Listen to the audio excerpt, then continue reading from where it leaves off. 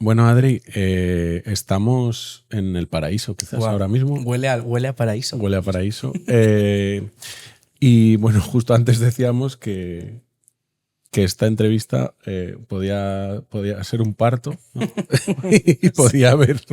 Y podría haber un parto en aquí ella. en directo.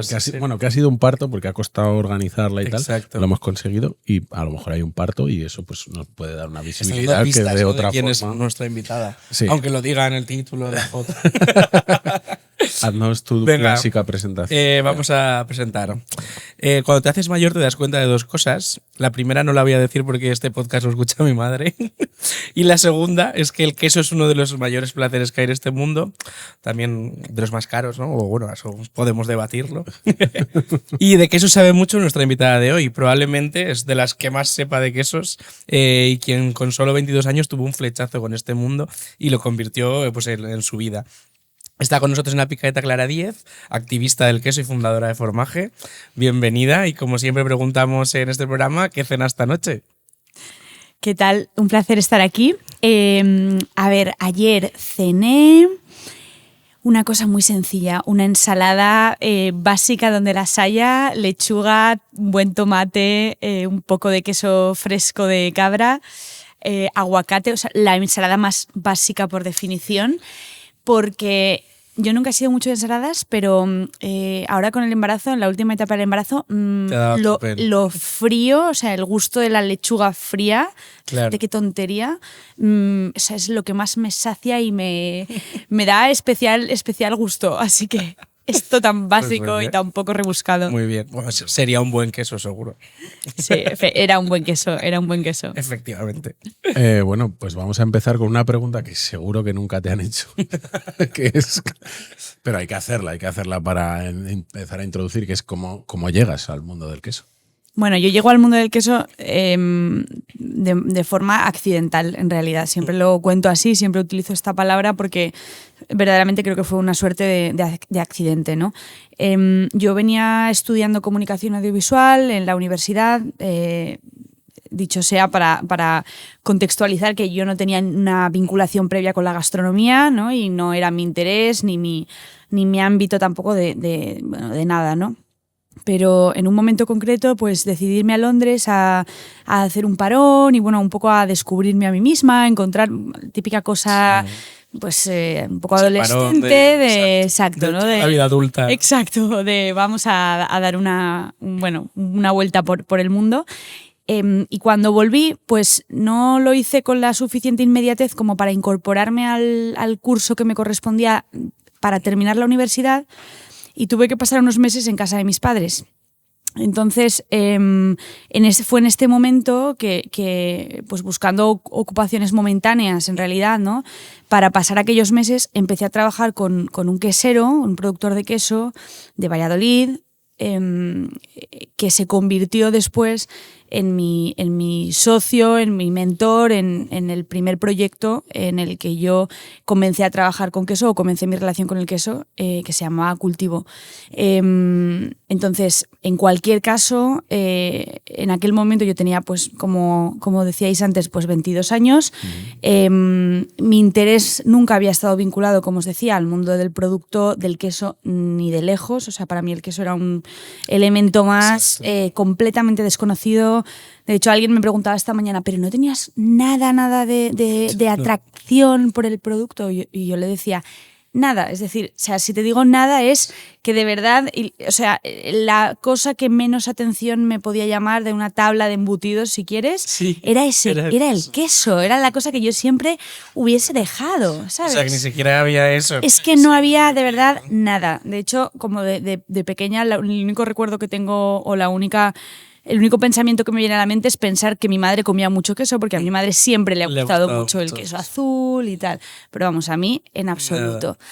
Así que, bueno, pues esta fue la forma en la que yo llegué y bueno, diría que creo que lo que me hizo quedarme, por resumirlo muy mucho, sería que para mí fue un encontronazo directo con algunos elementos del mundo que me eran muy desconocidos. Uno de ellos es los productos fermentados, ¿no? El mundo de la fermentación para mí fue un abrir de ojos brutal, porque yo no lo conocía, no sabía, ¿no? Claro. En qué consistía. Entonces para mí fue un choque heavy de realidad el entender que hay alimentos que evolucionan en base a la actividad de la microbiología, ¿no? De vidas. Es que es fuerte, sí, el fermento. Y luego el elemento humano, ¿no? Por eso mi vinculación siempre ha estado con el queso artesano. O sea, para mí es importante en este caso el apellido, porque no es el queso en genérico, sino que es la artesanía del queso la que hace que para mí este sector de repente cobre cierto sentido y me invite a quedarme, ¿no?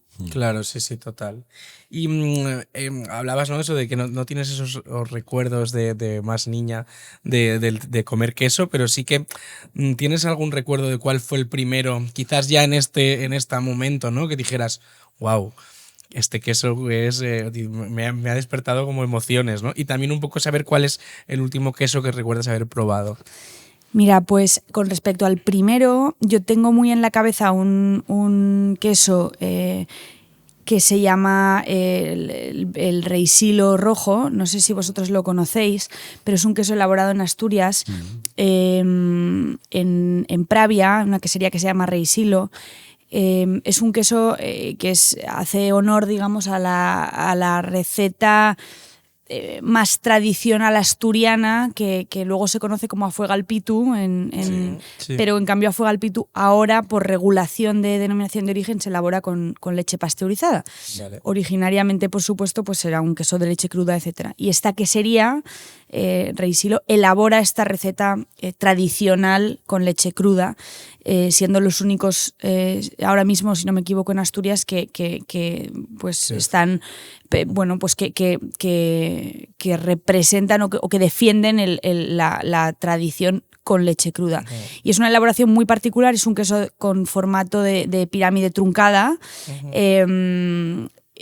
rojo, porque se amasa con pimentón. En cualquier caso también lo hay sin pimentón, en versión blanca, y la corteza es muy arrugada, es muy rugosa, porque tiene este moho que es el Geotrichum candidum, que está presente en muchos quesos de este tipo, quesos jóvenes de 20-30 días de maduración, que llamamos quesos lácticos técnicamente, y que bueno, pues que tiene un aspecto, la verdad, bastante chocante para alguien que nunca haya visto un queso de carácter artesano de esta tipología, ¿no? Porque son quesos, bueno, cuyo aspecto dices, o sea, una cosa, eso se come, o sea, ¿no? Lo primero que te viene a la mente es, esa corteza se come, porque yo recuerdo el pensamiento de gusanos, ¿no?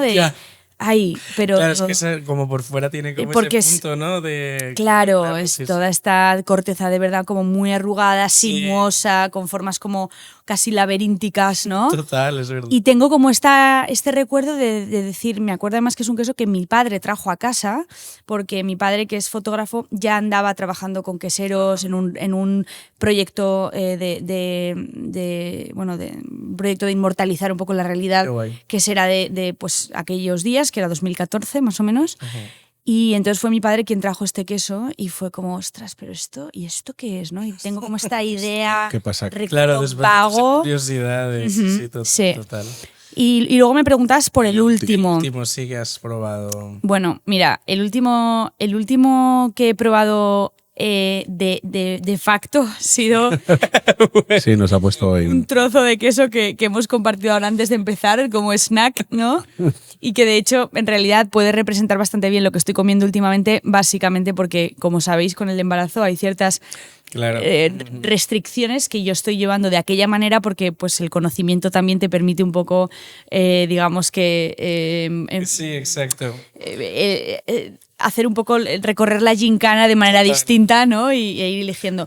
Pero en cualquier caso, los quesos tan curados como el que estábamos probando antes, que es una receta tradicional de queso Gouda, que es la receta, el queso por excelencia holandés, ¿no? Sí. Y que normalmente asociamos a su versión industrial porque es la más conocida. Exacto, sí. pues en su versión artesana es fantástico, es un queso de una larga maduración, tiene 24 meses en este caso. Sí. Entonces es un queso en el que bueno, pues, hay cero riesgo por ya aprovechar y decirlo, ¿no? Para una embarazada, aunque sea un queso de leche cruda. En este caso, de todas formas, es pasteurizado porque es una receta que, en cualquier caso, su elaboración conlleva calentar mucho la leche, claro. Bla, bla. El caso es que esto es lo que acabo de comer. Claro. Porque era una de las cosas que sí, podríamos abordar ese bloque porque nos parece muy interesante. Que en el libro también hablas de ello, que es eso, ¿no? Que a veces con el tema de los embarazos hay mucha desinformación en el mundo del queso y el embarazo. Entonces, pues aquí para las personas que estén embarazadas o se quieran embarazar, cuéntanos un poco eso, ¿no? Lo que has contado ahora un poco de maduración. Sí, cuáles se pueden comer, cuáles sí, no. Que a veces es la gente, ¿no? Es pasteurizado o no pasteurizado y ya está. Hay un mundo más allá. Me habéis invitado a abrir un melón de tamaño, vamos, natural. El melón que no he querido abrir en todo el embarazo, me ha tocado abrirlo aquí ahora, frente al micrófono. Sí, total. Tenía que ser, sí. Bueno, mira, la verdad, a mí es un tema que me resulta, bueno, es muy interesante, por supuesto, sobre todo porque hay mucho desconocimiento y hay mucho interés, claro. Por parte porque le toca de cerca a un porcentaje muy alto de la población, obviamente, ¿no? Total. Y el tema del un poco la condición, digamos, principal o el condicionante principal es el tema de la posibilidad, del potencial desarrollo de listeria, ¿no? La listeria es una bacteria patógena, un microorganismo patógeno que se puede llegar a desarrollar en determinadas materias primas como es la leche, pero no solo, me refiero a las carnes crudas, están expuestas a esto, me refiero, hay multitud, digamos, de ingredientes que podrían llegar a desarrollar listeria, ¿no? Y normalmente viene dada por unas malas condiciones higiénicas, que puede ser, en cualquier caso, puede ser vamos a decir, un exceso de humedad, ¿vale? Ajá. Imagínate, en un exceso de humedad en una superficie, en un punto de venta. Ya no te voy a decir ni en un punto de elaboración, ¿vale? O sea, puede haber una contaminación posterior. Es decir, y esto es un dato muy interesante porque es el que normalmente pasa desapercibido a la hora de contarle la historia a las embarazadas, ¿no? Exacto. ¿Qué quiero decir con esto? Que un queso, por utilizar de ejemplo el producto del que estamos hablando, pero que podría ser, como os digo, una carne. Todos conocemos además el gran ejemplo de las carnes mechadas fueron, ¿no? Creo que despertaron mucho tema. Un producto puede salir perfectamente inocuo del lugar de elaboración y contaminarse en el lugar de venta. El lugar de venta puede ser un supermercado, puede ser el transporte en el que llega al supermercado, etcétera, etcétera. Entonces, en el caso concreto del queso, con independencia de que haya una pasteurización, la pasteurización, que es calentar la leche a una temperatura normalmente en torno a los 68, 70 grados, que lo que va a hacer es que elimina la posible presencia previa de patógenos, de listeria en este caso en la leche. En ese momento, ese producto, si tiene determinadas condiciones, podría llegar también a contaminarse posteriormente. Entonces, claro, aquí hay un tema. ¿Qué pasa? ¿Son todos los quesos igual tienen todos la misma predisposición, ¿no? a que se contamine? Claro. A llegar a albergar una contaminación? No. Y aquí entra el tema de la curación, en el caso del queso, / niveles de humedad. La humedad, por lo general, es decir, los quesos frescos / cremosos, son siempre más receptivos. Sí, van a estar siempre más como predispuestos, ¿vale? Sí. ¿Por qué? Porque la humedad es el caldo óptimo de cultivo para el desarrollo bacteriano.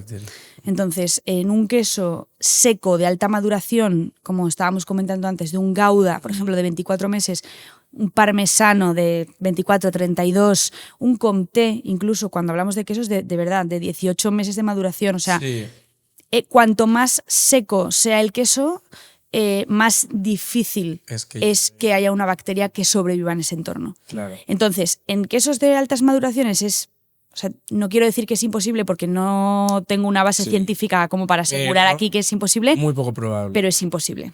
Entonces. Pero lo es. Entonces, no, por no ser excesivamente categórica, ¿no? Pero esta es la realidad. Entonces, para mí, la explicación que hay que darles a las embarazadas está un poco más vinculada a esto, al menos es la que, desde luego, rige mi criterio y con la que yo también comunico a mi entorno cercano de gente que me pregunta mi opinión, porque, como os decía, es un tema bastante complejo. Lo primero, porque puede tener condiciones fatales, es decir, no es fácil decirle a alguien, oye, mira, sota, caballo, rey, con 24 meses come este queso, venga de donde venga, sea de leche cruda, sea de leche pasteurizada, bla, porque nada va a pasar. No es algo que puedes, digamos, bueno, asumir y, oye, es un tema verdaderamente delicado. Entonces, a mí me parece que tiene que regir siempre en este sentido, ¿no? El sentido común y la decisión de la persona, en este caso embarazada, ¿no? Pero la realidad es que para mí los quesos más seguros van a ser siempre los quesos más curados, con independencia del tipo del tratamiento térmico. ¿Que el tema de la pasteurización es un extra de seguridad? Sí. Pues claro. Claro, sí, porque una traba menos, digamos, ¿no? O una dificultad más para ese potencial desarrollo de patógenos. En cualquier caso, y por un poco poner el punto final, o sea, para mí esto es importante siempre comunicarlo desde la tranquilidad, porque obviamente hay casos y anualmente hay casos de listeria, de quesos industriales en muchas más ocasiones que artesanos, ¿eh? Claro. Lo primero porque se consumen mucho más, por supuesto. Porque el proceso, no entiendo, de transporte de no sé qué es. Y el como cuidado, más, ¿no? Digamos. Y sobre todo porque hay mucho más consumo de esto y porque la industria no está exenta de tener estos pequeños fallos, entre comillas, en los procesos, ¿no? Entonces sí que me parece importante resaltar que cuando sucede son casos mínimos, pero suceden. Es decir, no es que, oye, me haya comido un trozo de queso de leche cruda y me tenga que ir corriendo al hospital, no vaya a ser que. Exacto. Porque esto estamos hablando de brotes muy concretos y muy medidos también a nivel sanitario. Es decir, cuando hay una alerta sanitaria,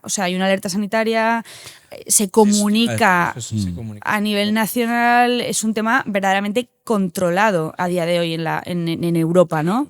Total. Y nada, y por otro lado, pues que iba a decir nada, el tema de que no es tan común en realidad, y que por supuesto no afecta más a la artesanía que la industria, que esto me parece importante porque hay veces que la gente tiende a confundir, ¿no? Y a decir, igual es menos seguro, sí, mejor compro industrial si es artesano. No, porque además en ese sentido las regulaciones sanitarias son igual para todos. Iguales, claro, sí.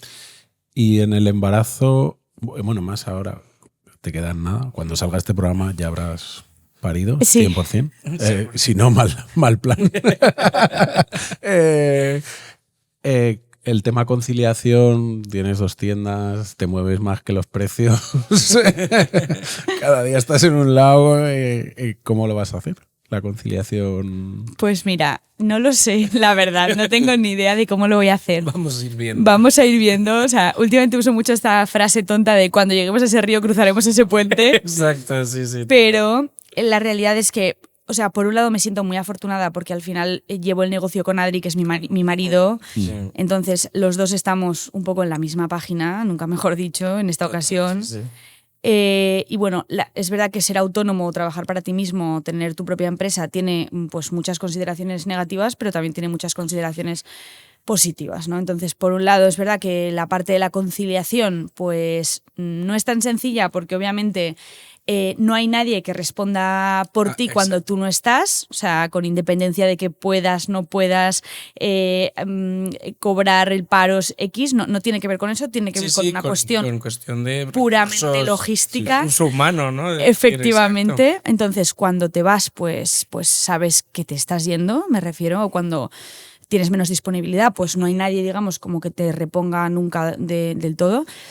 Pero bueno, por otro lado tienes un poco también la libertad de poder autogestionarte y de poder de alguna forma decidir de qué manera sigues estando o en qué medida es más o menos importante, ¿no? Y hombre, yo eso me da bastante paz, ¿no? Luego, ciertamente, o sea, yo me debato un poco, ¿no? Internamente entre que a mí me encanta lo que hago, entonces por tendencia no soy una persona que tenga una predisposición a parar. Sí, claro. Entonces esto es de entrada es un tema, porque al final sabes que de alguna forma te vas a tener que estar. Quizás no, como nunca lo he vivido, tampoco sé. A lo mejor luego mucha gente me dice esto, luego saldrá natural. Luego querrás tener tiempo para estar con tu hija y no saber nada ¿Qué van a del hacer mundo. dentro? Pero bueno, la realidad es que yo creo que va a ser un ejercicio fíjate, de conciliación casi más a nivel interno, de decir en qué punto de la balanza nos situamos para estar satisfechos en todos los aspectos, ¿no? Y bueno, yo de todas maneras, o sea, quiero ser muy respetuosa con el proceso, porque justamente hoy lo hablaba con unas personas con las que estaba reunida por la mañana. O sea, vivimos en una rueda o en un contexto, ¿no? Que gira a una velocidad que en muchas ocasiones tendemos a menospreciar o a pasar un poco por encima por lo que es importante. Y a mí me gustaría en este sentido ser lo suficientemente capaz de honrar el proceso, ¿sabes? Es como, oye, chica, me refiero. Sí, disfruta. ¿Sabes? Claro, te viene algo que nunca has vivido, que es... Y que no puedes saber cómo vas a reaccionar a algo que no... Entonces no seas tan tonta, digamos, de intentar pasarlo de puntillas. Claro. Que es un poquito, yo creo, de lo que padecemos los que disfrutamos mucho de lo que hacemos en otros ámbitos. Sí, ¿sabes? Decir, bueno, voy a ver cómo esto lo integro de alguna manera para conseguir seguir haciendo tal, y es como, oye, quizás no, ¿sabes? Quizás su momento, efectivamente. Así que bueno. Pues sí, pues cuando se llegue a ese río, ¿no? Cruzaremos ese puente. Cruzaremos ese puente. Y tienes 2 tiendas de formaje. Nada, ahora que vas a ser madre, además algo sencillo. ¿Hay pensamiento de expansión? ¿Va a salir formaje de Madrid?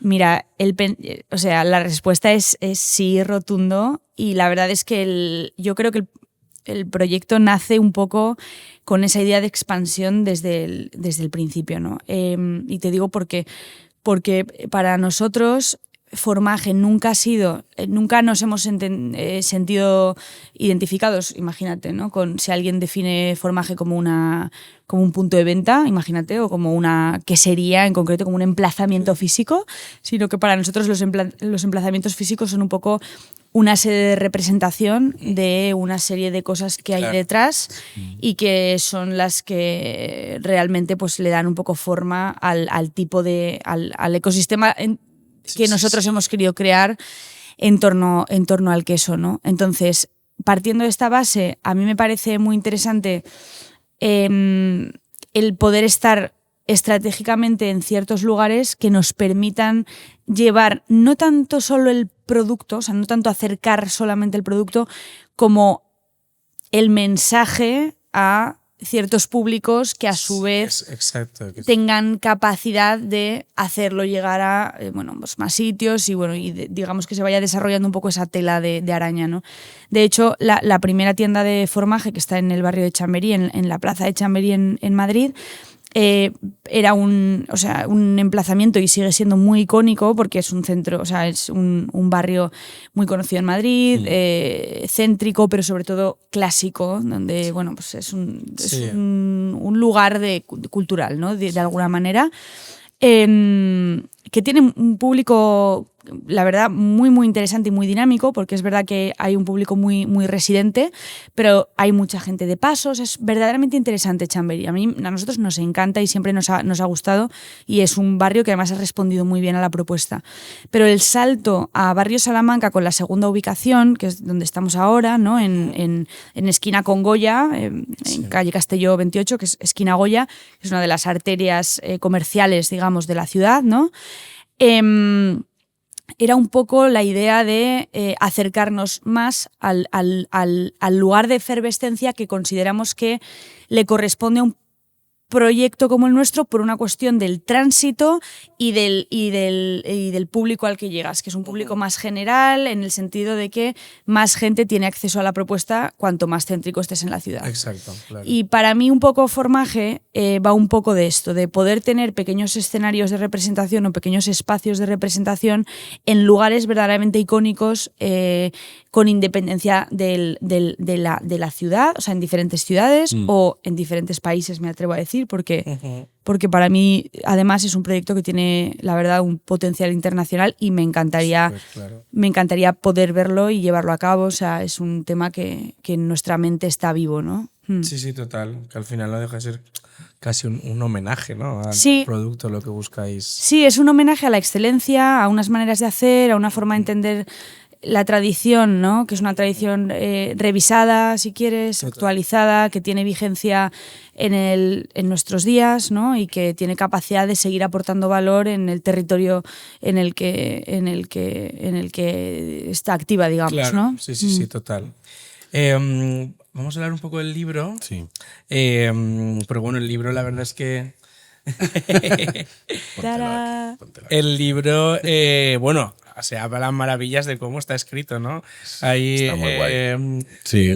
Aquella frase de... Había un elaborador de vino, Tao Platón, que es de sí, ¿lo le conoces? Conozco, sí. Se leyó tu libro. Qué majo. Y escribió un artículo en su newsletter. Ay, no lo he leído. Y dijo que era el mejor libro de vino que había leído. ¡Ah, wow! Ostras, nunca lo había leído. Ya que tú en el libro hablas como se debería hablar del vino. En el mundo del vino. O sea, la forma de comunicar y eso es que sí que tiene como, pues, muy esa capacidad, ¿no? De está escrito como es un éxito, ¿no? Como está escrito y como y cómo se habla. ¿Y qué tal ha funcionado el libro?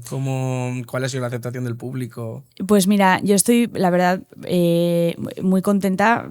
Creo que el objetivo era desarrollar una obra que envejeciese bien, que durase, digamos, que tuviese vigencia en el tiempo y de alguna forma honrar, de vuelta a esta palabra, un poco mi propio proceso de aprendizaje y de maduración, si quieres, dentro del sector, ¿no? Total, pues sí. Coincidía más o menos cuando lo escribí, que bueno, salió en octubre de 2023, si no me equivoco, o sea, hace un añito y algo, ¿no? Más o menos, sí. Creo. Desde entonces llevamos queriendo entrar. Yeah. Sí, por eso estaba pensando en eso. Es fuerte. Ostras, es que claro, es todo el tiempo que... Es fuerte esto, pero es que efectivamente es alucinante. Además, tú y yo, Javi, coincidimos en una radio, ¿te acuerdas? Sí, joder, en la SER con Carlos Cano. Claro, y yo iba a hablar del libro por aquel entonces, alucinante. Ahí nos conocimos. Sí, pues en una sala de espera de una radio, ¿verdad? Como de la presala, ¿no? De esta. Sí. Pero bueno, esto, ¿no? Que era se hacía más o menos pues casi 10 años desde que yo había empezado, de hecho, a trabajar con queso, ¿no? Entonces, de alguna manera me surgió la posibilidad de hacerlo con Penguin, con el sello Debate. Y hombre, pues a mí me parecía que era una oportunidad que había que aprovechar, ¿no? La de poder de alguna forma desarrollar este pues casi compendio de historias personales o de vivencias que permitiese de alguna forma dar forma, bueno, que permitiese de alguna manera poner orden al relato vivido y que al mismo tiempo sirviese de base de aprendizaje o de entrada, de puerta de acceso al universo que a mí tanto me había sorprendido, ¿no? Para un lector fuese cual fuese su nivel de conocimiento previo, ¿no? Claro, a mí es que a mí lo que me ha gustado mucho del libro es eso. O sea, yo esperaba otra cosa, que esperaba más la historia a lo mejor de elaboradores, como tus quesos favoritos, por llamarlo así, y un poco una enciclopedia. Sí. Digamos, y al final me encontraba un libro en el que acabas el libro y dices, vale, sé lo que es el queso, sé cómo se hace el queso, claro, sé los tipos de queso que hay y a la vez me está hablando de elaboradores, me estás hablando. O sea, me parece muy guay eso.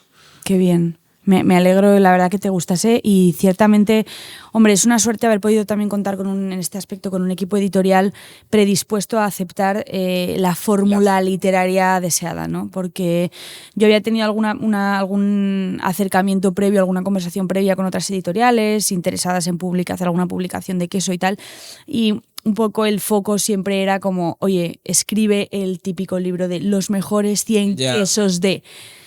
Con todos mis respetos, no era el libro que a mí me interesaba hacer porque tampoco creo que sea probablemente la más dotada para hacer ese tipo de libros. O sea, mi interés por el queso, además, o sea, siempre ha estado vinculado a una perspectiva muy personal y muy, ¿sabes?, sensitiva, si quieres, ¿no? O sea, muy emocional también, ¿no? Entonces, para mí, dejar fuera, digamos, esa emocionalidad que, quieras o no, acaba estando vinculada a las vivencias personales, pues no tendría mucho sentido, ¿no? O sea, hacer el diccionario de los mejores 1000 quesos del mundo, pues es que, o sea, ese trabajo no es para mí. Sí, sí. Seguro que hay gente que lo hace mejor. Claro.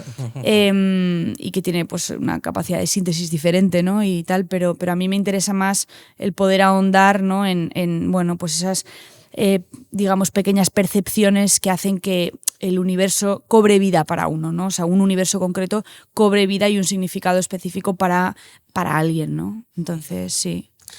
Y en el libro enumeras los diferentes tipos de pastas y queríamos ver si podías hacernos como un pequeño glosario aquí para que la gente pueda entenderlo. Vale, muy bien. De tipologías, ¿no? Sí. Vale. Bueno, pues mira, yo creo que es muy interesante esto porque mi sesgo personal es que, bueno, y en realidad casi todos los profesionales lo abordan desde esta perspectiva, es en base a texturas, ¿vale? Lo mismo, porque el grado de humedad en realidad define bastante el tipo de elaboración. Entonces, el grado de humedad va muy asociado a la temperatura a la que se calienta la leche, coagula, digamos, se forma la cuajada, y al momento del corte de esa cuajada, que también marca mucho el nivel de humedad, otra vez, de agua, que se retiene en el queso previo al proceso de afinado, ¿vale? Luego ya empieza el proceso de afinado, que también, por supuesto, acaba definiendo mucho el perfil final. Pero digamos que ese trabajo con la cuajada, antes de afinado, maduración, bla, bla, bla, previo a casi a poner el queso en el molde, exacto, es el que pauta un poco, digamos, las tipologías que van a resultantes. Entonces, en base a esto, ahí estarían, por descartarlo porque es el más pequeñito, entre comillas, de todos ellos, sería el grupo de las pastas hiladas, que son mozzarellas, caciocavallos, bueno, muy desarrollada en Italia. En realidad, luego también Latinoamérica bebe bastante esta tendencia, ¿no? Pero inicialmente Italia. Oaxaca, también es. Efectivamente, Oaxaca, el quesillo, ¿vale? Todo esto son pastas hiladas. Básicamente es una manera de trabajar la cuajada. Se calienta mucho y da lugar a una pasta filamentada, muy elástica, precisamente gracias al calor al que se somete. Y bueno, son todo ese pequeño grupo, digamos, que normalmente se consumen frescos, además, ¿no? Entonces hay veces que a veces se solapa con la tipología de los quesos frescos. Exacto, claro. Que no es que tenga que ver, porque, claro, ¿sabes? Fresco. Pero a nivel consumo, ¿no? A lo mejor es donde se suele. Claro. Y bueno, y que una mozzarella en realidad es un queso fresco. Pero tipológicamente es una pasta hilada. Sí. Entonces, es una pasta hilada. Por encima de ser un queso fresco, que además el tema de fresco, curado, madurado, esto es muy ambiguo. Porque además está sometido a mucha regulación. Sí. Es decir, para que os hagáis una idea, en España, a partir de los 2 meses, el queso se considera un queso curado. Y, o sea, 2 meses te puedo poner, o sea, un camembert es un queso de 2 meses y a veces más, y yo nunca lo definiría como queso curado. Claro, sí, total. Entonces, para que veáis que esto no es tan tal. Sí. El tema de la pues eso, ¿no? de la maduración, pero en cambio la textura sí que es bastante más objetivo, ¿no?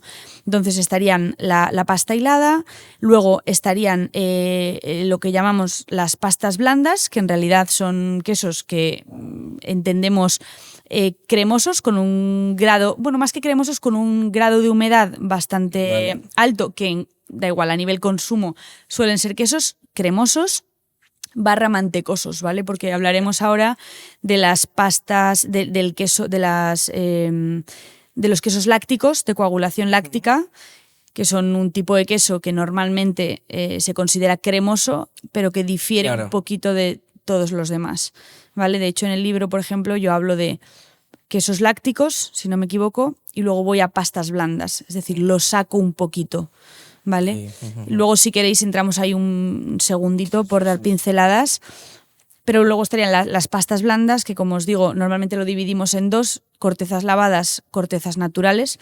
Una corteza natural sería un camembert o un brie, donde hay un desarrollo de la flora de corteza, digamos, natural, en base a la flora de afinado, en base a la bacteriología que hay, tanto en la leche como en la cámara de maduración.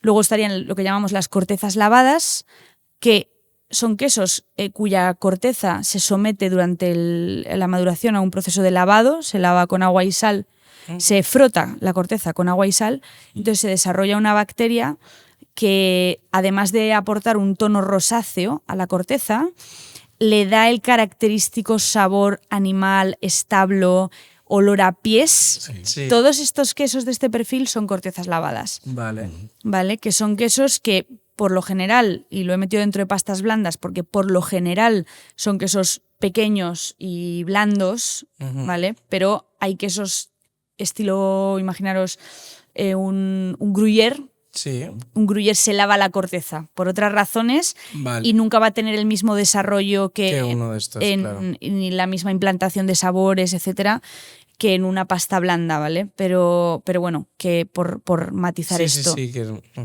En cualquier caso, yo cuando hablo de cortezas lavadas siempre hablo de quesos cremosos de corteza lavada, de pastas blandas de corteza lavada. Entonces, digamos que dentro de la pasta blanda haríamos esta división, ¿no?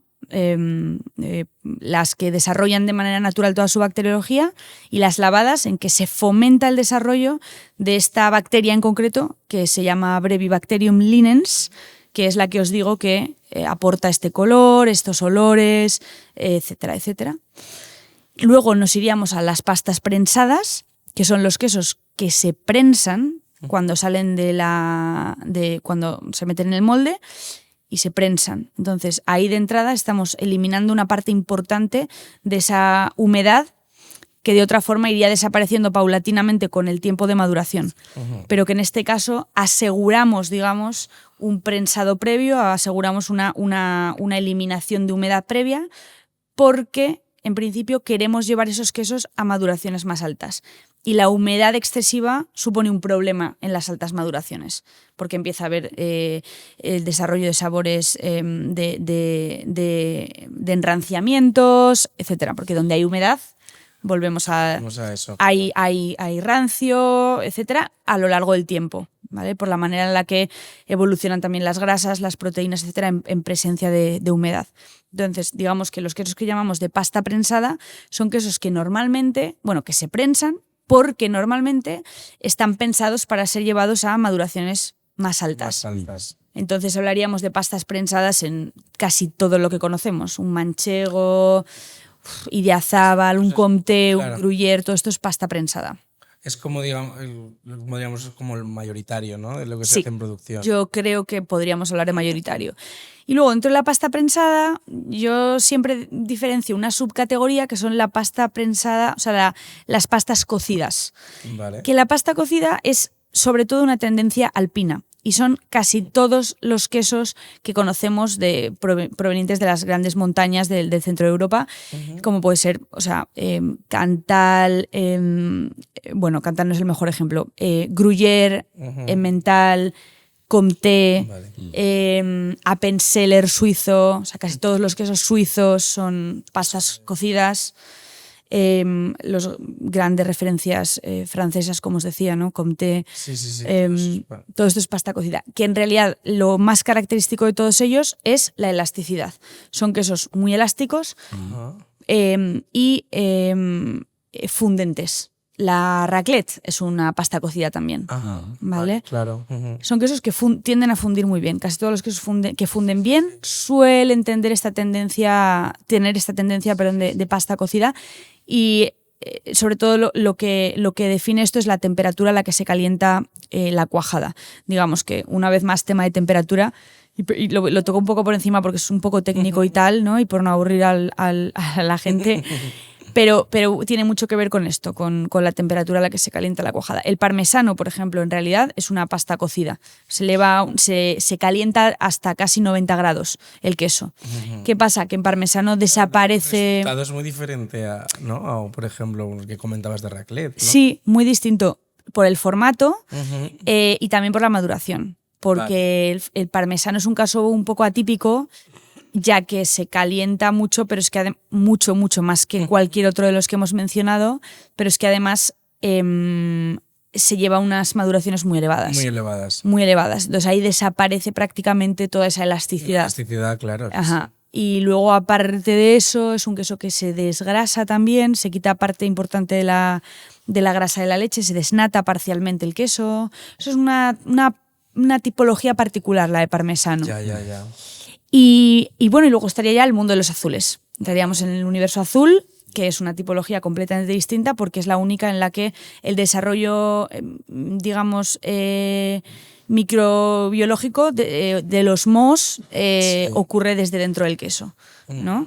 No necesariamente en la pasta, que también, en la corteza, sino que ocurre en el interior. Y por el acceso de oxígeno, por la presencia de oxígeno en el interior de la pasta mediante pinchado. Se pincha para promover este desarrollo. O sea, viene un poco de esa forma del cuerpo, ¿no? Antes estábamos hablando como que todos no tenían ese punto prensado y este tipo de quesos, ¿no? En estructura sí que tienen como todas esas entradas de... De hecho, el azul justo es un queso que no se prensa. Es un poco como lo opuesto al resto. Exacto. Mientras que el resto se busca que el oxígeno no entre, en azul se busca que el oxígeno entre, se necesita que entre, ¿no? Sí.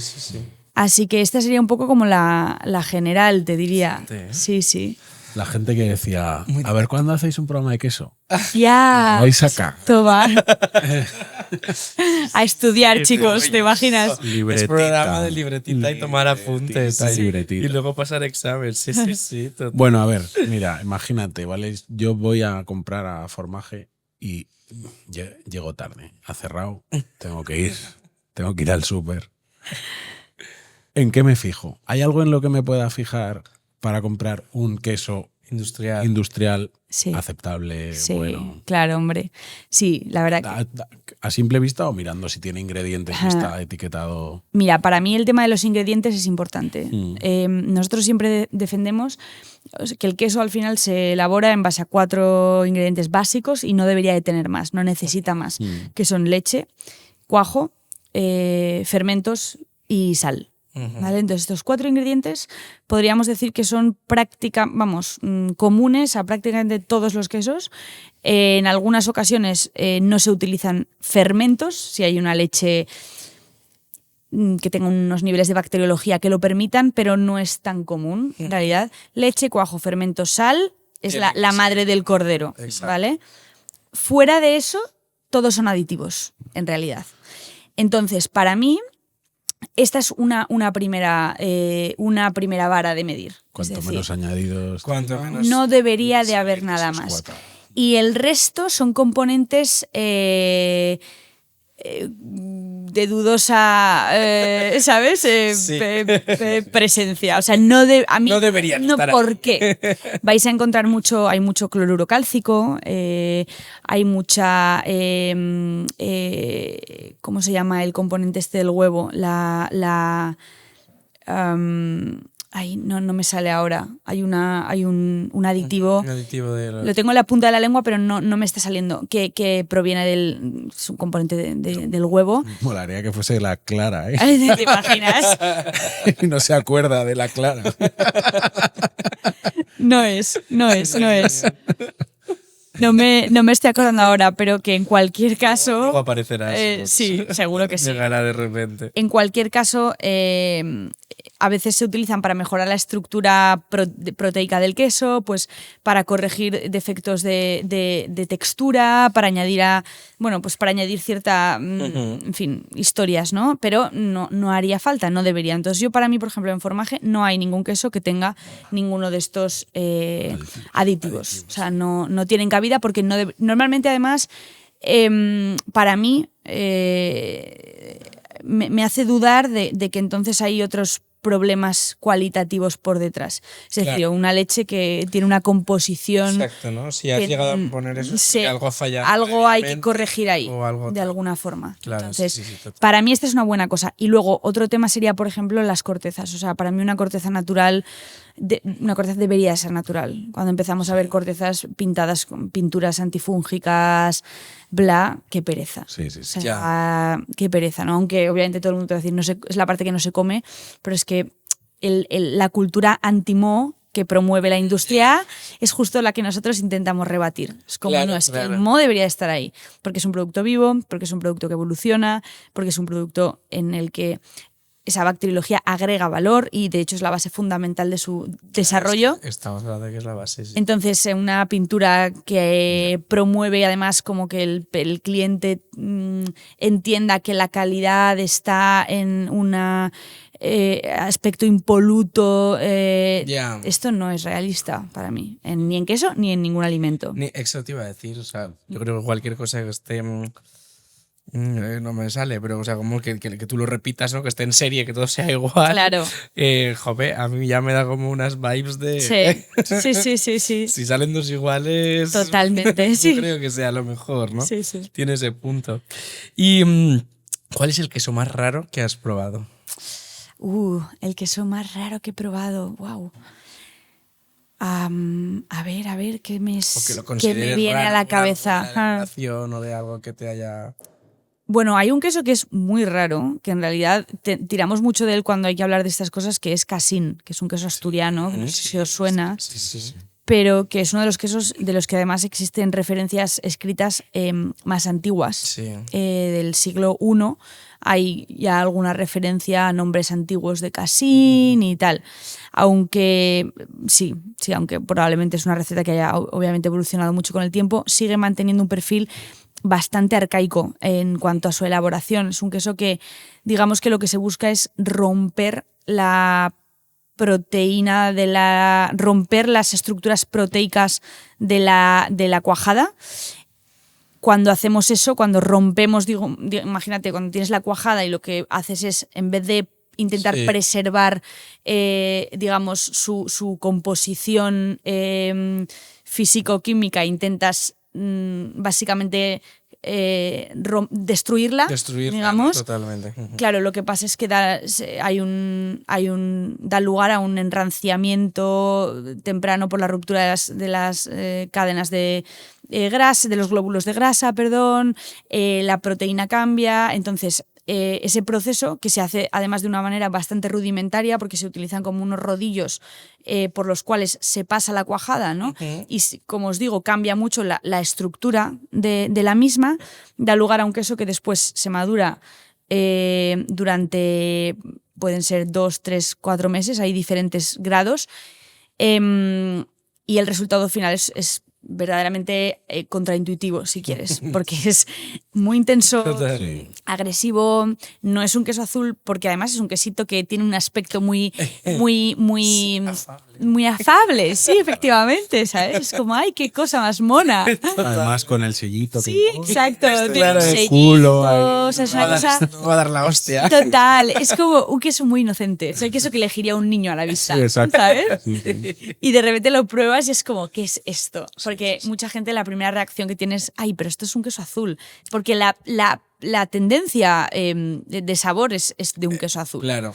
Y entonces esto es muy interesante. Es un queso raro. Sí. Y de hecho hay una cosa que se llama las rabiladas. Rabilar el Casín es pasarlo por estos dos rodillos que os cuento, ¿no? A través de los cuales la cuajada se rompe y se desestructura. Está la cosa culturalmente es como la tradición de cuantas más veces rabiles la cuajada, cuantas más veces lo pases por estos rodillos, más estás rompiendo esa estructura y más intensidad estás ganando. Ajá. Entonces, hay clientes, yo recuerdo un cliente en concreto que buscan, en plan, no, yo vengo a por casín de 5 rabiladas, que es como, o sea, me refiero, que me revienta la boca, ¿sabes? Y es como, bueno, no sé, yo, o sea, no sé qué necesidad tenemos de buscar ese efecto de queso, ¿sabes? Claro. Pero bueno, sí, es un muy buen queso sedante, si quieres. Sí. A pesar de todo esto, a nivel del gusto, a mí me parece una cosa que llega a ser muy interesante, ¿eh? O sea, A mí me gusta. Sí, a mí también. sí. Y luego, ¿algún queso que no te gustaba y ahora te encanta? Pues mira, no te diría que no me gustaba, pero un queso que he redescubierto mucho en los últimos tiempos, probablemente porque, obviamente por el tema del embarazo he tenido más restricciones, es cebreiro curado. Cebreiro es un queso gallego, un queso gallego que tradicional, que hay un productor que se llama Carlos Reija, que rescató la receta curada de este queso. Es un queso que se ha consumido tradicionalmente fresco. Es un queso fresco de vaca, ¿vale? Láctico, que es un poco lo que comentábamos antes, de que son quesos que tienen o sea, la leche coagula por hay una acidificación bastante fuerte de la leche al principio, entonces bueno, tienen un perfil de sabor semejante al de un yogur, por decirlo de alguna forma, ¿vale? Y es un queso que siempre se había consumido en Galicia, se consume fresco, pero en el pasado este productor encontró algunos testimonios escritos tal, de que en el pasado había un consumo de este queso también en su versión curada, un poco más curada, digamos, 2-3 meses, ¿no? Y hoy es, yo creo, el único, sí, desde luego fue quien rescató esta versión curada y creo que es el único que la produce y tal. Se llama, bueno, cebreiro curado. Y es un queso verdaderamente especial. O sea, es un queso de vaca, es un queso pasteurizado y es un queso que es verdaderamente especial y que en este momento además, va por lotes porque la estacionalidad en el queso es una cosa bastante presente, ¿no? Como evoluciona en base a los cambios que se dan en la leche también en verano, invierno, o sea, la estación es una cosa, del día, está a la orden del día en el sabor del queso. Y en sus matices, pero desarrolla un punto como a fresas, este cebreiro curado, que es verdaderamente increíble, porque su perfil natural es como de levadura, o sea, tiene este punto de levadura que no sé si lo identificáis, pero está relativamente obvio en determinados tipos de queso, ¿no? Pero cuando hay este punto de levadura más de repente una cosa como exótica, fresa, medio fruta, blueberry, es como wow, ¿esto qué es, no? Y es un queso que antes no me había llamado, bueno, que para mí pasaba muy, muy desapercibido. Y en cambio, pues poco a poco me he ido como, digamos, sensibilizando a sus encantos. Claro. Sí. ¿Y hay algún queso que no consigas que te guste y digas, joder, me debería gustar? Ay, sí. Sí. Pues mira, hay un queso que se llama, se escribe y se pronuncia en castellano langres, Vale. En francés sería como langre o algo así, Sí. que es un queso muy pequeñito, también tiene un aspecto así como bastante inocente, ¿no? Rosáceo, corteza arrugada, rosáceo, parece como un vaso de chupito. Imagínate un vaso de chupito, pero ancho, ¿vale? Pero que tiene por dentro como la parte de abajo como un poco así como que hace como una especie de semiesfera, ¿no? Sí. Bueno, es una cosa, no sabría decirte, como eso o como un champiñón, es que las necas como más o menos imágenes que me vienen a la cabeza. Pero bueno, es un queso chiquito, en cualquier caso, de 200 gramos, una cosa así. Y es un tipo de queso que se elabora, es de Alsacia, en Francia. Y el perfil de sabor se lava la corteza y se lava con un alcohol propio de la zona. Y esto hace que pues desarrolle unos aromas relativamente alcohólicos, ¿no?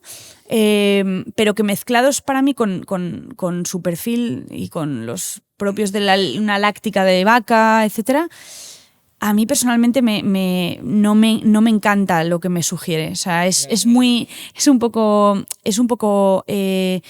tiene estos puntos como de un poco ferroso, ¿sabes? Tiene este punto como un poco de casi de sangre, si quieres, ¿no? Este perfil de sabor metálico que a mí personalmente me echa para atrás. Y justamente hoy lo discutíamos porque pues para un producto que vamos a lanzar ahora, una campaña y tal, alguien del equipo decía, no, podríamos introducir Langres porque es un queso que merece la pena ser conocido. Y es cierto, por supuesto, ¿no? Además, claro. quedan solo 3 productores, o sea, es una cosa como muy minoritaria, verdaderamente muy vinculada a la cultura de su región, de forma que es un tema interesante de mantener vivo y, oye, en formaje está siempre y tal, ¿no?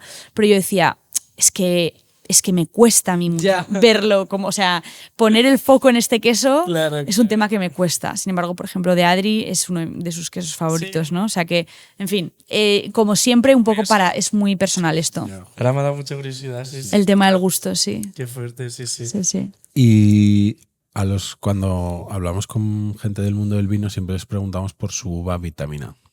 ¿Cuál es tu leche vitamina? Mi leche vitamina. Me encanta. Es la leche que me encanta, ¿no? O sea, la leche que prefiero. ¿Qué animal? Yo siempre...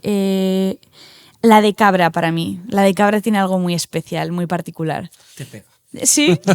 ¿Me pega? Soy caprina. Soy caprina. ¿Cuál es la tuya? Hostia, pues Yo no lo sé. creo que también diría Cabra, pues. cabra, sí. Así, además yo soy Aries, me estoy dando cuenta. Make sense, de repente todo. Se cierra el círculo. Yo soy Tauro, después la de Toro no, por favor. Bueno, la mía sería la de cangrejo, ¿sabes? Me encanta. Ay, vamos con consejos. ¿Tienes algún consejo para cortar queso? Porque claro, Sí. de repente hay algunas veces que se lía y unas si no lo haces bien. Tremenda, ¿verdad? Tremendas, claro. Y tú, que además la pudimos ver en Galicia. Claro. Ay, Las piezas de queso que montas es que son una preciosidad. qué gusto, gracias. Hombre, es que Gracias. eso Pues bueno, y aquí arriba es que el mostrador es como... está bonito. Sí. Sí, ¿sabes qué pasa? Que hay un tema muy importante, tío, de respeto. Y yo esto lo hablaba el otro día con mi hermana, que también trabaja con nosotros, ¿no? Que me decía, no, pues he visto unas fotos de alguien que ha hecho un evento con quesos, ¿no? Alguien que no era del sector, me refiero a ajena al sector, pero que había utilizado queso en una composición, ¿no? Sí. Gastronómica y tal, ¿no? Y, es que para mí es que el queso no es un juguete. Entonces, esto es una reivindicación que de hecho yo hago, y nosotros en Formaje no, pero personalmente hago bastante, ¿no? Porque es como, mira, no es que tiene que quedar bonito, ¿no? Es que el producto tiene que estar bien tratado, ¿sabes?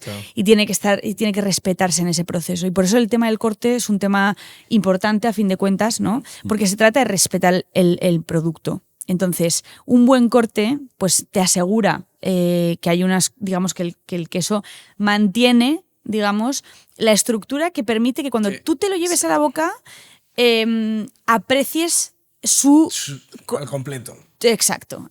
Aprecies su complejidad y su totalidad, digamos, ¿no? O sea, todo lo que tiene que ofrecerte. Entonces, tomando esto en cuenta, es importante para mí que la corteza, por ejemplo, siempre esté presente en los trozos que cortamos. Y esto marca ya una base fundamental de corte, porque lo que vamos a hacer es que vamos a intentar siempre cortar, sea el queso, que sea la cuña, de la forma que sea, que vaya siempre desde dentro hacia afuera y que recorra, digamos, como todo el radio, desde el interior hasta el exterior. Siempre que sea posible por una cuestión de tamaño. Habrá otros quesos como, por ejemplo, yo qué sé, comté. En cualquier caso, nadie compra un comté entero. Un comté te estás llevando una cuña. Normalmente la cuña te la deberían ya de dar, digamos, el trozo que te den debería ya de seguir un poco estos principios, claro. ¿Vale? Pero cuando tú la tienes en casa, digamos, que es como una especie de ladrillo, pues vamos a intentar lo mismo, ¿no? O sea, que el corazón del queso siempre esté presente. Exacto. Y que siempre haya una parte que toque la corteza. Vale. ¿Por qué? Porque por una cosa muy básica, y es que la corteza es la parte del queso que está en contacto con el oxígeno y que por tanto evoluciona de forma distinta, ¿no? Al contacto con el oxígeno y con esa microbiología que hay en el aire.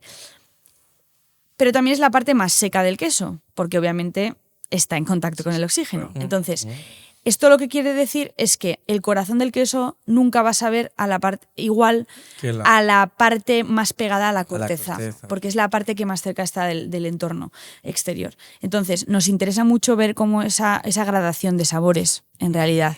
El queso, por eso la parte interior del queso siempre va a ser la más jugosa, porque tiene más humedad, la más concentrada probablemente aromáticamente hablando, ¿no? Mientras que conforme vamos llegando a la parte externa, pues bueno, hay probablemente ciertos aromas que se diluyen, otros entran en juego porque están más en contacto con la corteza, que también aporta sabores precisamente porque está expuesta a otras cosas. Entonces, digamos que toda esa variación es interesante. Esto a veces nos genera dilemas con ciertos clientes a veces en la tienda, ¿no? Porque hay gente que te dice, no, yo quiero que me lo cortes así. Y es como, no puedo. Va contra mi religión. No es negociable. No va a pasar, esto, no va a pasar, ¿sabes? Aquí se corta, sí. No va a pasar. No va a pasar. Y es normal, a la gente le cuesta a veces entender esto, ¿no? Porque ya, pero es que yo quiero esa parte. Dices, ya, es que todo el mundo querría esa parte, en realidad, ¿sabes? Te tienes que llevar una parte que sea que tenga sentido, ¿no? En consonancia, digamos, al total de la pieza, digamos, ¿no? Total. Y entonces intentar aplicar esto en casa yo creo que es un poco el principio que podría regir. Tenemos varios esquemas, ya os pasaré algunos, que permiten aplicar esto a los diferentes tipos de cuña, porque no todas las cuñas son igual. Guay, claro, sí, pasárnoslos. Sí. Y los compartiremos. Sí. Y vamos a abrir otro melón. Nutricionistas y queso, nutricionistas y leche. Vale. Han dañado algunos nutricionistas mucho al mundo del queso y al mundo de la leche, digamos, de la leche animal, la leche, lo que es leche por definición, ¿no? Exacto. Sí, claro, sin duda. Yo creo que es una cosa además de los últimos años, de las últimas décadas igual, ¿no? El momento, yo creo que desde los 90 probablemente, la lucha contra la grasa pues ha jugado muy en contra de determinados productos, siendo el queso, te diría, uno de los principales, ¿no? Porque al final el queso tiene una composición grasa, principalmente grasa, pero también proteica, y además de unas grasas muy saludables, que sin embargo pues es lo de siempre, ¿no? O sea, digamos que toda esa información suele quedarse siempre un poco escondida, ¿no? Si el titular es las grasas son malas. Es decir, entonces claro, si las grasas son malas, el queso no es bueno, ¿no? Claro. Luego está todo este tema del colesterol, que además ahora está siendo puesto bastante en duda, ¿no? Porque esto es un tema que en el libro también me acuerdo haber leído bastante para tratarlo con propiedad, porque es complejo, ¿no? O sea, no hay una relación directa entre los niveles de colesterol y el consumo de grasas animales o de queso en este caso, ¿vale? Que sea un factor que puede predeterminar cuando tú lo comes en cantidades inapropiadas y en conjunción con otro tipo de factores de predisposición, etcétera. Sí, pues como la sal, quiero decir, o sea, si tienes una predisposición, digamos, a tener la tensión alta y lo único que haces es comer cantidades ingentes de sal, ¿no? Obviamente no te está beneficiando, ¿no? Pero hay que ser capaz un poco de desgranar esa información porque realmente no hay una relación tan directa como muchas veces se nos ha hecho pensar. Yo, fíjate, y de hecho es curioso esto, porque cuando escribí el libro, y hace un año, como comentábamos, esta info no estaba tan presente, yo tengo ahora mismo mucha esperanza, porque creo que estamos en un momento en el que personalmente creo que el foco vuelve a estar puesto a nivel de grupos nutricionales donde debería, que es, por ejemplo, me parece mucho más interesante, y esto creo que no es una cuestión de sesgo de sector, es decir, no es que a mí me interese más o menos, pero por ejemplo para mí la guerra, o no la guerra, pero sí la sensibilización con respecto al azúcar tiene mucho más sentido que la sensibilización con respecto a las grasas saludables, por ejemplo, ¿no? O sea, otra cosa sería las grasas trans provenientes de... O sea, no, te hablo de lo que es la grasa como macronutriente, como grupo como grupo, como nutriente principal, ¿no? En el caso del azúcar, es que estamos hablando de una cosa completamente distinta. Es que verdaderamente el azúcar, la glucosa obviamente juega un papel fundamental en nuestro organismo a nivel cerebral, o sea, es el alimento de nuestras neuronas, me refiero, o sea, necesitamos el azúcar, pero el consumo ingente de azúcar que prevalece a día de hoy está verdaderamente generando estragos en la sociedad. No somos conscientes porque partimos de una base de adicción al azúcar que es muy fuerte, en el sentido de que además es un elemento que está presente en prácticamente todos los alimentos que consumimos en cantidades normalmente innecesarias y por una cuestión además de desdibujar a veces los sabores naturales de los alimentos. Es decir, los yogures vienen con azúcar porque no nos interesa que la gente se acostumbre a los ácidos. Claro. Y es como, oye, pero es que el yogur tiene que ser ácido. O sea, es que el yogur es ácido y el ácido es realmente un sabor, ¿sabes? Si me refiero, o sea, y es positivo y tal, ¿no? Pero lo bañamos todo en azúcar. Entonces, bueno, me parece, por ejemplo, una guerra que es fundamentalmente un discurso fundamentalmente diferente. En el caso del queso, pues creo que por suerte, como os digo, porque también cada vez hay más información y esto es bueno y malo, pero la parte buena es que tenemos más recursos de conocimiento, pues las grasas del queso, realmente, o el queso como alimento graso, tiene una carga de grasa y una carga de proteína tan alta y tan beneficiosa por la calidad de esas grasas y de esas proteínas.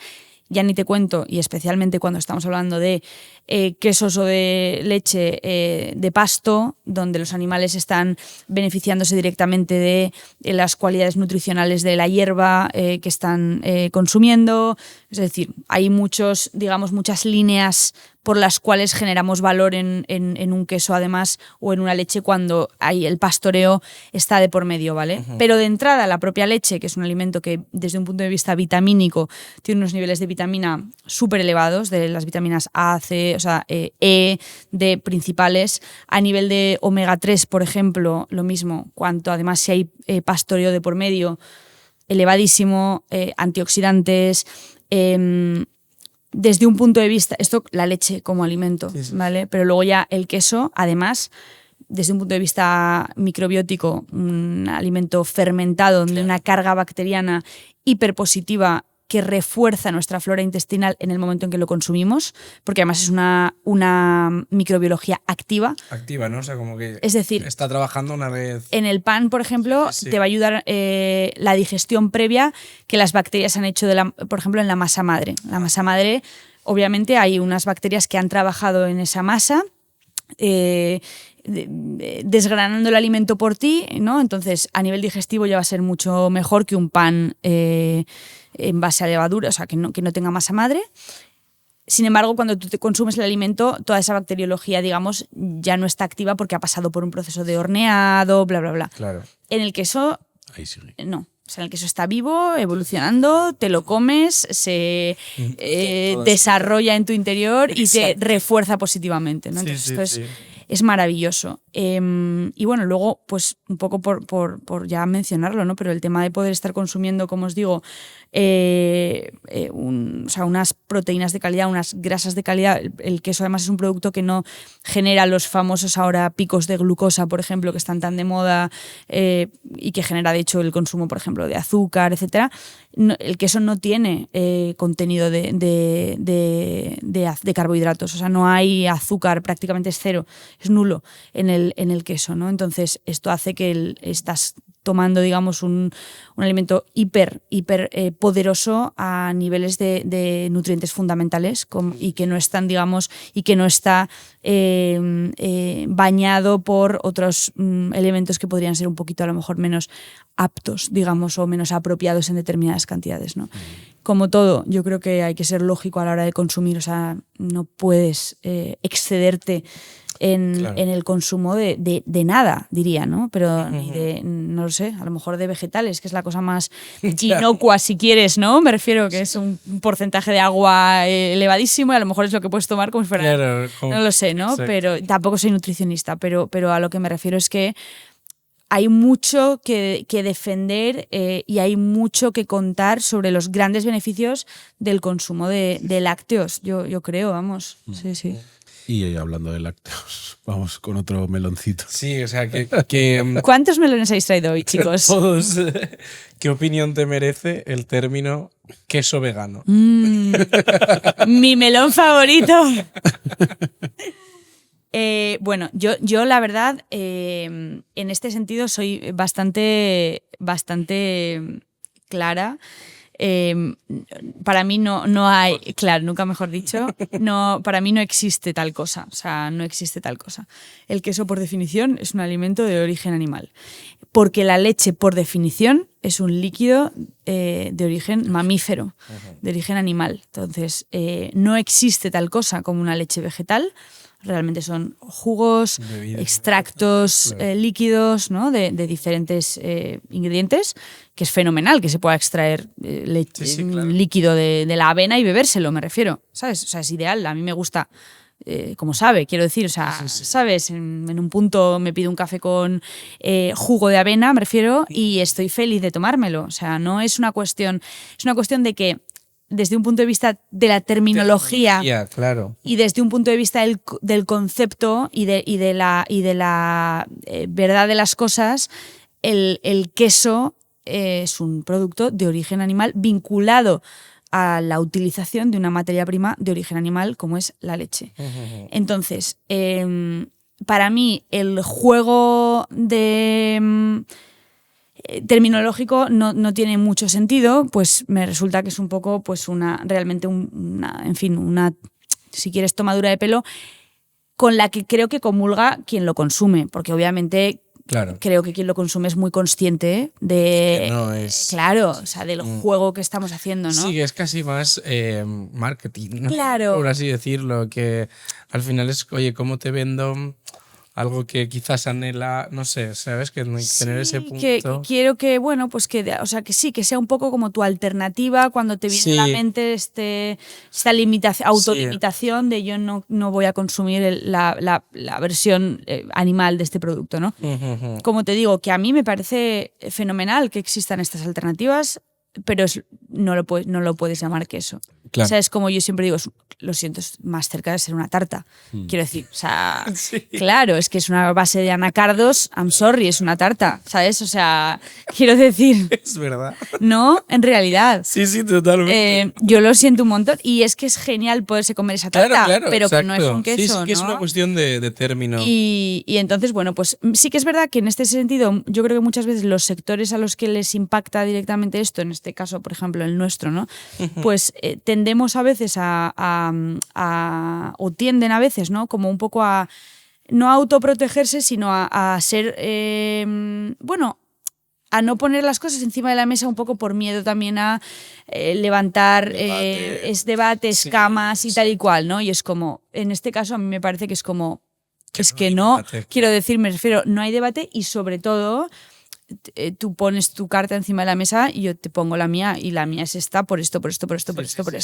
No hay razón a buscar una posible conciliación en este aspecto, ¿sabes? ¿Y alguna vez ha llegado alguien a alguna de las tiendas preguntando por queso vegano? Yo creo que sí. Me fijo, vamos. Yo creo, o sea... Voy a comprar un queso vegano. Sí. Te digo... Creo que aquí tienen. Aquí tienen uno bueno. No tengo yo como la referencia, como no tengo en mente como algún cliente. Claro, si preguntamos a los equipos, sí, seguro. Alguna de esas tendrán. Pero sí que nos ha llegado, por ejemplo, pues también alguna propuesta de alguna marca, de oye, si os interesa y tal y cual, ¿no? Y oye, pues con todo el respeto del mundo, pues no es nuestro negocio, ¿sabes? Y ya está, no pasa nada. Y vamos con las recomendaciones. Vale, sí. Genial. Sí, vamos. Sí. Cuando estamos así concentrados aprendiendo. Tema es heavy que se haya pasado tan rápido, estoy alucinando. Total. Si no compramos en Formaje, ¿cuáles son tus tiendas? Pueden ser de fuera de España incluso. Vale. Que te han flipado. Bueno, yo tengo que hacer alusión siempre a Neal's Yard Dairy. Neal's Yard Dairy es una compañía inglesa con sede en Londres. Y digo, tengo que hacer alusión porque es un poco siempre han sido para nosotros un poco como nuestros... Referente, ¿no? Sí, referentes, gente de la que además personalmente hemos aprendido mucho porque tenemos una relación directa con ellos. Y bueno, pues son un poco, si hay una empresa que yo admire dentro del sector, sería Neal's Yard Dairy por el recorrido que tienen. Es una empresa que tiene, no sé si tiene 40 años, como ya tendrá 45, una cosa así, ¿no? Muy focalizados en la revalorización desde sus inicios, ¿no? En los 80, de la que sería artesanal británica, ¿no? En un momento en el que el impacto de la industria prácticamente había hecho que el sector estuviese desaparecido, ¿no? Entonces, bueno, Neal's Yard Dairy, que tiene además un par de tres tiendas ya en Londres con una selección fantástica de, repito, queso británico. Para mí sería, por concepto, por recorrido, por impacto en el sector, etcétera, una gran referencia. ¿Qué más? Luego, a nivel de España, hay, como siempre, o sea, hay pequeños proyectos interesantes de destacar en cada una de las ciudades. Para mí, te diría que es importante, para mí es más importante que los proyectos a veces, la selección que de alguna forma tengan del catálogo, no sé, pero por poner un ejemplo, en Barcelona, Vila Viníteca tiene una buena selección amplia de producto, muy amplia de producto. No sabría decirte por ciudad, ¿no? Sí. Pero la verdad, hay cada vez, yo creo que más lugares, ¿no?, en los que puedes encontrar una selección relativamente interesante, ¿no?, de producto. Sigue siendo muy minoritario en cualquier caso, el sector de la artesanía, que será. Es un sector muy complicado, entonces no es fácil y a nivel de referencias de tiendas, etcétera, sigue siendo una cosa costosa de encontrar. Sí. Total. Y a nivel de restaurantes, ¿alguno en el que tú sepas que cuidan muy bien el queso? Sí. Tiene una muy buena selección. Bueno, tengo que mencionar desde 1911, que es para mí el mejor lugar en el que el queso tiene un papel fundamental en su propuesta y que además se cuida con un amor y con... se le da el cuidado al producto que realmente requiere, ¿no? Entonces, desde 1911, con quienes además trabajamos de manera muy cercana desde sus principios. Muchas ganas de ir. Bueno, para mí es el mejor restaurante de Madrid. Es que mucha gente lo piensa. O sea... Todo el mundo dice que es la leche. Es increíble y es además un equipo increíble a nivel humano también, ¿no? Qué guay. Miguel, Abel... Son gente fantástica, así que para mí desde 1911 sería un lugar verdaderamente clave a mencionar, sí. Qué guay. Y hay una pregunta que quería hacerte, porque para quien compre el libro lo ven nada más abrir y dice dedicado a los 4.400. Sí. Es verdad. Que nos había surgido mucha curiosidad. Sí, los 4.400 son mis padres y mis hermanos. Nosotros somos 7 hermanos y en nuestro pueblo siempre nos decían los 4.400 porque... Es un montón, ¿no? Sí, porque cuando llegamos al pueblo era como yo creo que nadie sabía cuántos éramos. Era como que corría el rumor, ¿sabes? Corría el rumor de que éramos muchos. Y alguien dijo esto. Número exacto. Era como los 4.400. Me gusta mucho. Sí. Y la verdad es que desde entonces es el nombre de nuestro grupo de familia y nos hace mucha gracia. Nos hace mucha gracia. Es un término que le tenemos aprecio, hay una historia ahí, ¿no? Sí. Así que son mis padres y mis hermanos. Total. ¿Vamos con las finales? Sí, ¿no? Rapidito. Sí. Venga. Esta gente se tiene que ir. Sí, venga, vamos a hacer la de ChatGPT, ¿vale? Nosotros siempre hacemos una pregunta que nos la hace ChatGPT para trabajar un poco menos. Me encanta. Y hoy ha dicho, ¿dónde está el límite entre afinar un queso y manipularlo para que encaje en el gusto actual? Qué es muy inteligente ChatGPT. Mucho más inteligente que nosotros. De verdad, siempre. Y luego sigue, ¿estamos educando al paladar o domesticando? Ah, wow. Qué buena. La mejor pregunta siempre la hace Chat. Y me encanta. Contratado, ChatGPT contratado. Está en nómina. Pues a ver, vale, la diferencia entre afinar y ¿cómo eres? Sí, como manipular Vale. o sea, que hay un gusto preestablecido que al comensal le gusta Vale. y se afina el queso hacia ese gusto y deja a lo mejor, como pasa un poco con el vino, ¿no? Hay algo de moda, un sabor que está de moda en el vino, Vale. todos los vinos intentan parecerse a ese vino. Vale, entiendo. Pues mira, el afinado por definición es intentar llevar al producto al estadio en el que desarrolla su máximo potencial gustativo, digamos, ¿vale? Entonces, afinar un producto es jugar muy bien con los parámetros de temperatura, humedad y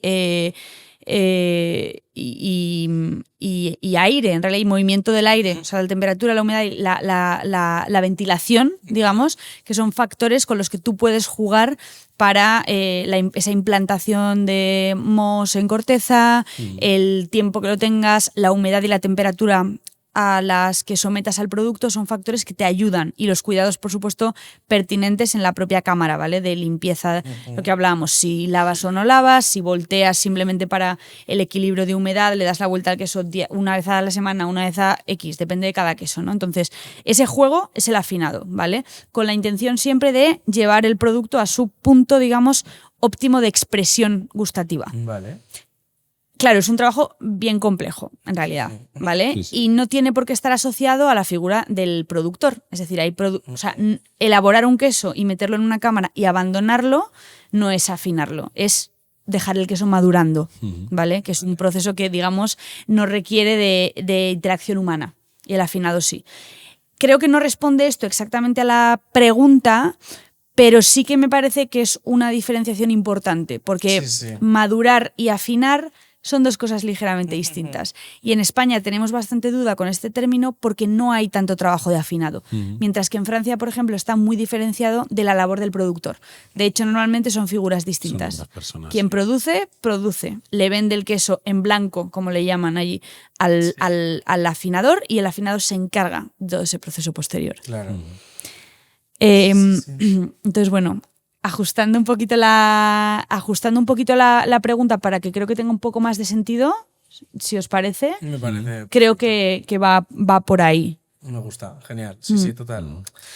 Vale, pues vamos con... Siempre preguntamos el plato maldito ¿Vale? a los cocineros, que es ese plato que están cansados de cocinar, Vale. que les gusta, pero la gente lo pide. Entonces ¿hay algún queso que te gustaría quitar simplemente para que la gente pruebe otros quesos? Porque todo el mundo como que es el... Mira, no es un queso que me gustaría quitar porque Porque te da mucho dinero. Porque ahí está. porque es el best seller. Claro, total. Y porque es fantástico que sea el best seller y que la gente ya tenga muy asociado además a formaje y tal. Pero sí que es verdad que es a veces cansino porque es lo típico de, digamos, la referencia que muere de éxito porque ya todo el mundo va ahí como un toro, en plan no quiero otra cosa. Es un queso alemán que se llama Blossom Hornkäse, que es un queso que es muy visual, pues parece un pastel porque está recubierto de flores. Son flores que se recogen del entorno además de la quesería y tal. Sí. ¿Qué pasa? Que a mí esto me daría mucho quebradero de cabeza y mucha rabia si no fuese porque es un queso excelente desde el resto de puntos de vista, Claro. ¿vale? O sea, gustativamente tiene muchísima complejidad, positivamente hablando, o sea, es una cosa verdaderamente especial y diferencial a nivel del gusto, ¿vale? Que es para mí, hablar de excelencia tiene que ir de la mano con esto. O sea, Por fin. no puedes hablar de excelencia y luego un queso que no me diga nada, ¿no? Entonces, desde este punto de vista es fabuloso. Luego, el proyecto ganadero y quesero detrás de su elaboración es o sea, intachable, es decir, es de hecho de las pocas ganaderías con las que trabajamos, porque no hay tantas que trabajen bajo principios de la biodinámica, ¿vale? Que son los principios que en Alemania, en Alemania, en Suiza, Austria, están bastante más desarrollados, que es básicamente ganadería regenerativa, agricultura regenerativa, que es básicamente entender la granja como un ente en el cual todos, digamos, los actores tienen que estar en relación para verse beneficiados y para, digamos, perpetuar ese ecosistema, ¿no? Entonces los animales en relación con el suelo y con la regeneración del suelo y de las especies del suelo, vinculado a los diferentes estadios de las estaciones, vinculado a la carne si se aprovecha del ganado, claro. Y cómo esto además impacta a nivel local a la civilización más próxima, digamos. Es una máxima integración en el contexto. Y esto es, como os digo, está muy reglado. En Alemania, por ejemplo, hay una cosa que se llama Demeter, que es un sello que regula todo esto, el sello Demeter. Este queso se elabora siguiendo estos principios. Entonces hay un trabajo, digamos, de filosofía de explotación ganadera que es impoluto. Entonces es un queso verdaderamente interesante a muchos niveles. Exacto. Pero claro, ¿qué pasa? Que la gente de entrada lo pide porque está recubierto de flores y porque es muy bonito, ¿sabes? Claro. Ese me lo llevo fijo y luego ya pero sabes todo lo que hay detrás. Es un poco esta dicotomía, ¿no? De que el cliente no quiere escuchar más porque es como qué bonito queda ese queso en el regalo o qué bonito queda en la mesa y es como... Bueno, ok, pero no lo tenemos porque sea bonito, sí, ¿no? Pero también sí, aparte, o sea, sí que la gente lo compre porque es bonito, puede ayudar a que esos proyectos sigan vivos y sigan adelante, pues oye, que lo compren por las... Adelante, claro. Eso es. Vendemos pero no juzgamos. Exacto. Total.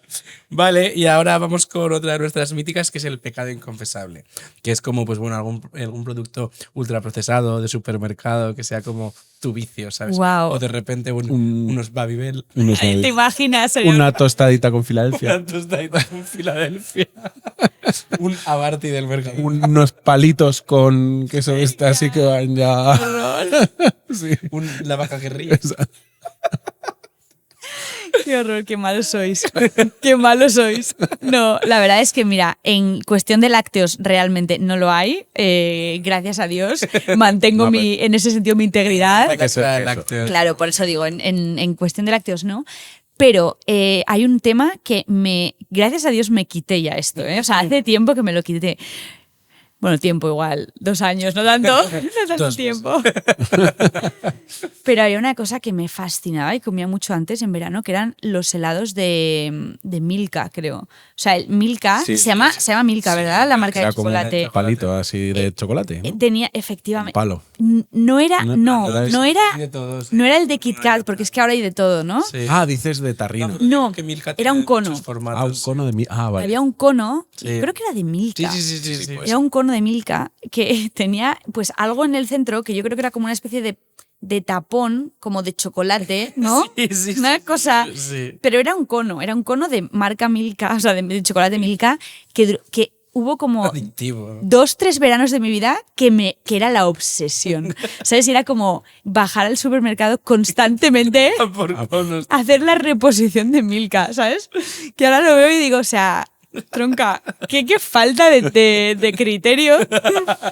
Pero sí, bueno, de esas adicciones momentáneas que pues mira. Azúcar, lo que exactamente, sí, o sea. Total. Pues nada, ya hemos acabado. Estaríamos un par de horas más aquí. Sí, total. Sí, además nos hemos saltado. Sí, bueno, nos hemos dejado un mogollón de preguntas.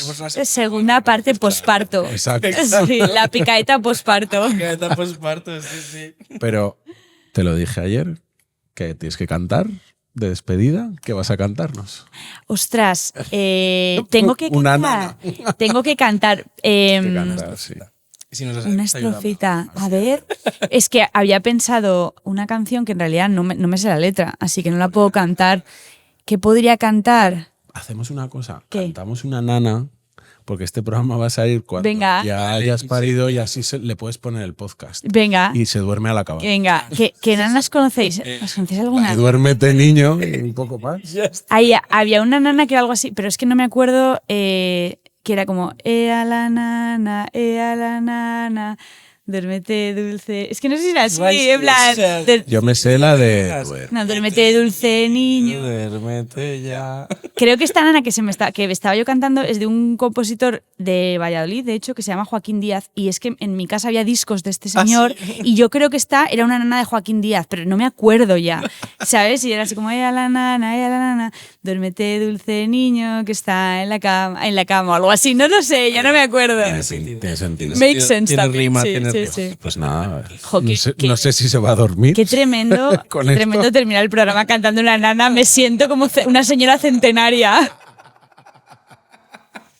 Ay, Ay, pues nada, oye. Gracias, Clara, chicos. Ha sido un Gracias. placer tenerlos en casa. He disfrutado un montón, de verdad. Ha sido perfecto final de día. Ay, De verdad que sí. Además, Qué bien. sí.